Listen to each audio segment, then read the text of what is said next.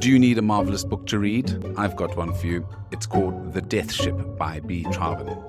If you think that name sounds slightly familiar, well, you'd be right. He wrote the other marvelous book called The Treasure of the Sierra Madre, which won 3 Academy Awards in the late 40s. So The Death Ship talks about the period after World War I, where there were lots of stateless people.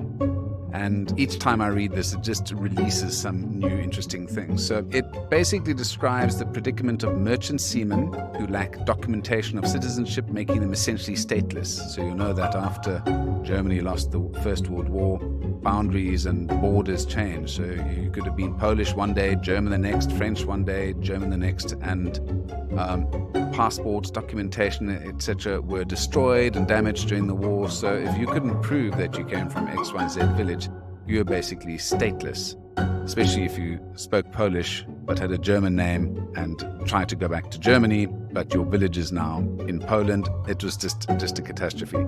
So this story is narrated by Gerard Gales, a US sailor who claims to be from New Orleans, but they know he isn't, but he's stranded in Antwerp without a passport or working papers. So because he's unable to prove his identity or eligibility for employment, he's repeatedly arrested and deported from one country to the next by government officials who can't or won't be bothered to either assist him or prosecute him, so he just bounces in between countries. When he finally does manage to get some work, it is on the Yorick, a dangerous and decrepit ship of the title, where undocumented workers from around the world are treated as expendable slaves. Now, the name The Death Ship is similar to the German Das Totenschiff. So these are ships that are actually worth more sunk than floating. So these people are basically floating around in a coffin.